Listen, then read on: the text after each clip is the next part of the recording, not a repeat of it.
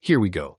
Today's encounter starts with nothing more than a camera, a sidewalk, and a whole lot of confusion.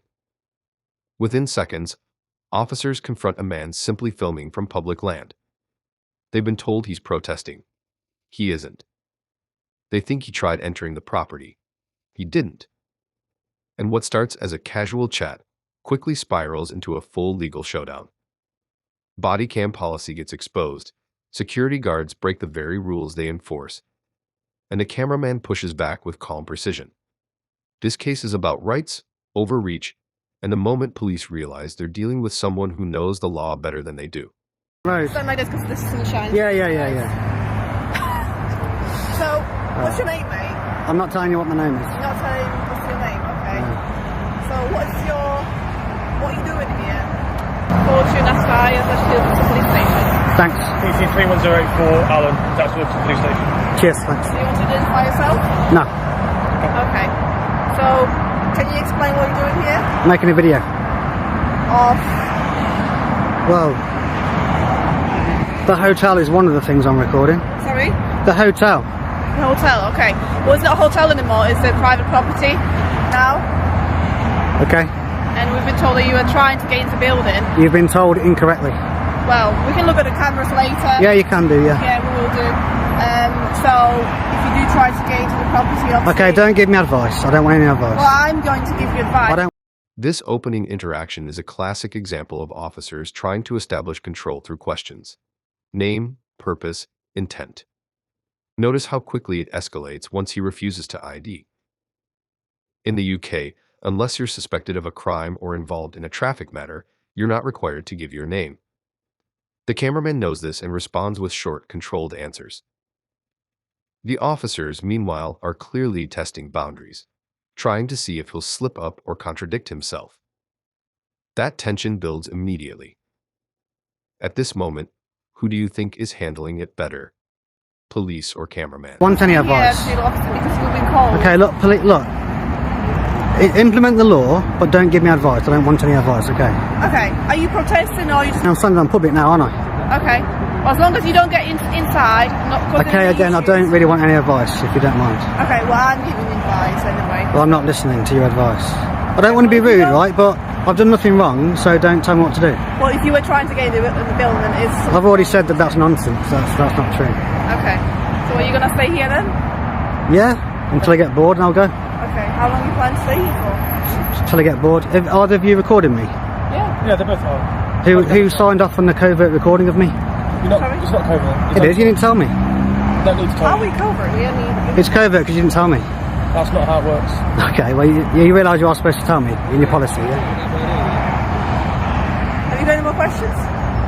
No comment to that one. No, nothing else, no. So where are you going to share your videos? Probably YouTube. Here's where things get interesting.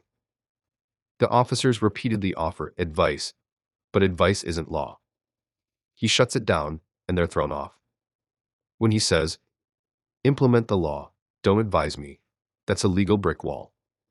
He reminds them he's on public land, commits no offense, and doesn't have to justify his presence. This is a power struggle. Soft pressure versus firm legal grounding. Officers often rely on compliance through suggestion, and when that fails, conversations like this get awkward fast. Would you have pushed back the same way or kept the interaction friendly? Nothing for you. No.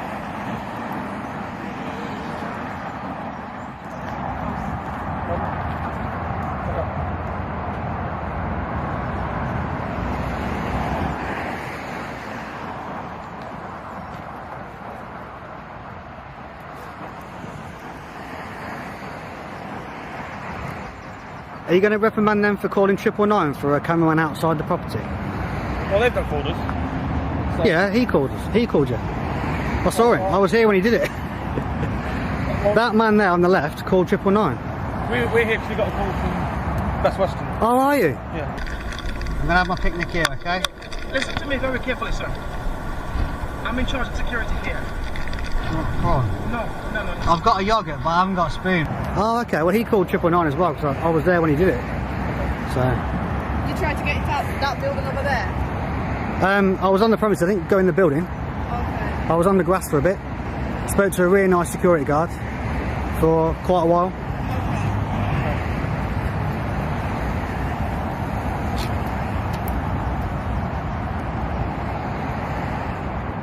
This section reveals the real issue.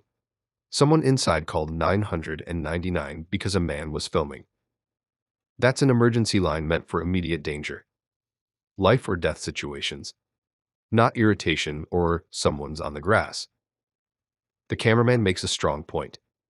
If police don't correct misuse of emergency lines, it becomes a cycle of wasted resources. The officers, however, dodge responsibility. They acknowledge prior issues, but never justify why this incident qualifies as an emergency. It's a modern problem. People call police because they're uncomfortable, not because a crime occurred. Should police push back harder on these frivolous calls?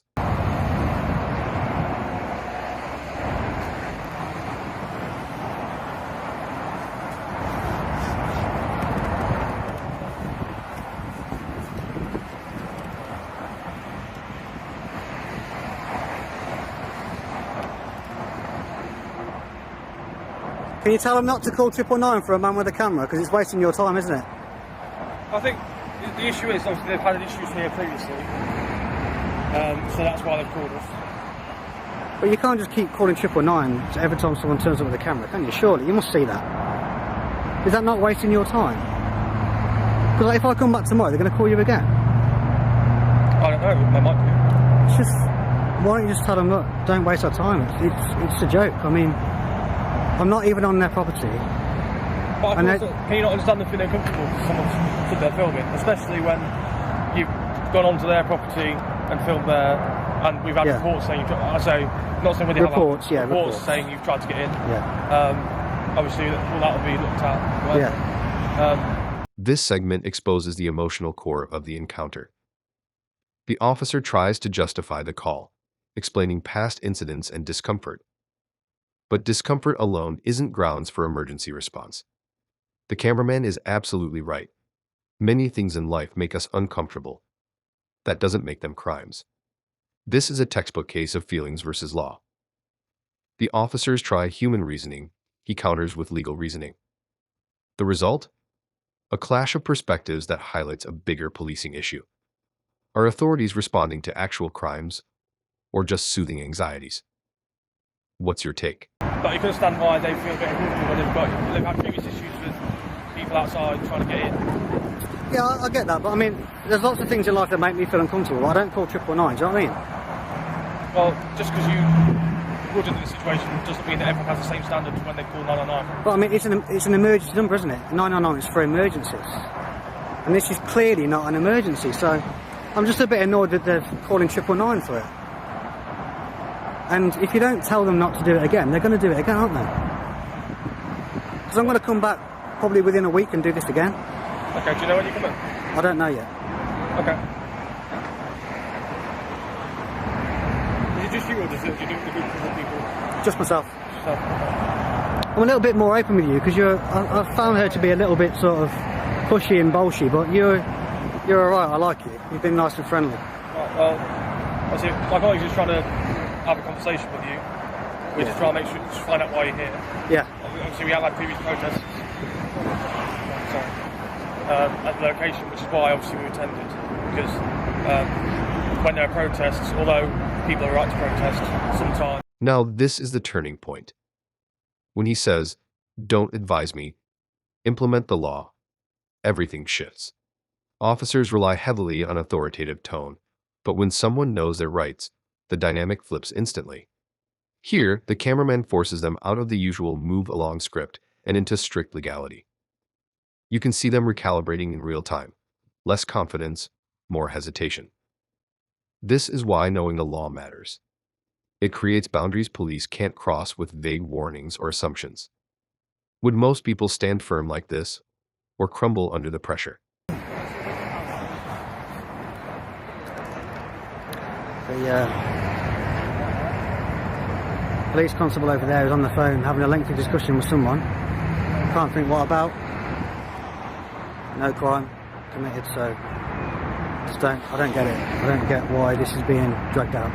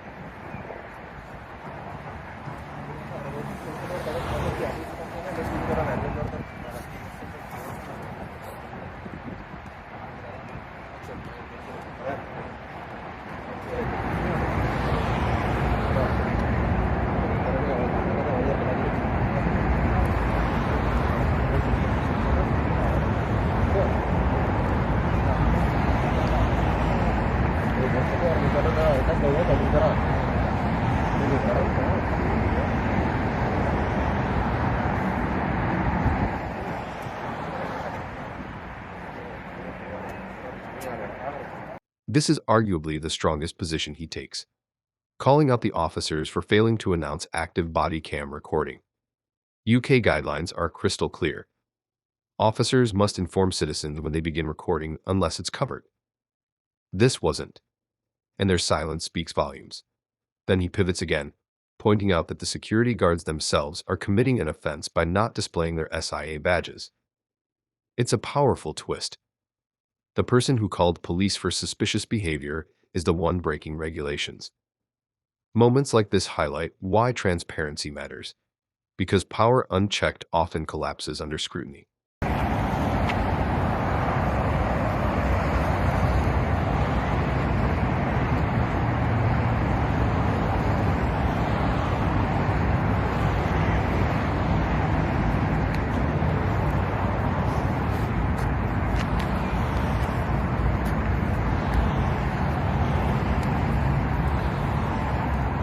These two security guards here, they're both committed a criminal offence right now. Do you know what it is? What's that? SIA Section 9, you're supposed to have your SIA licence on display at all times.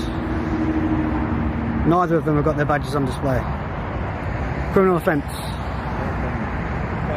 I'll have a look at that. What section did you say it was? Section 9, SIA. Yes, what was the... Securities Industries Act, Wait. Section 9. If you Google it now, you'll see. Got to be on display, Section 9. So the irony is that you've been called out by someone who's breaking the law.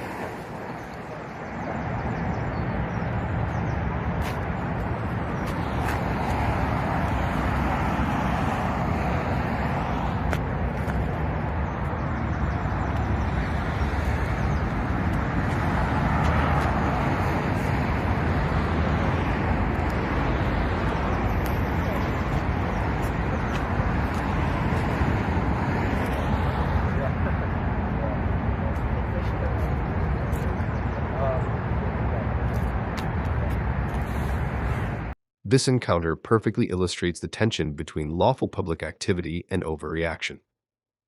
The cameraman remained calm, stayed within his rights, and held every party to proper legal standards, from police body cam protocols to SIA badge regulations.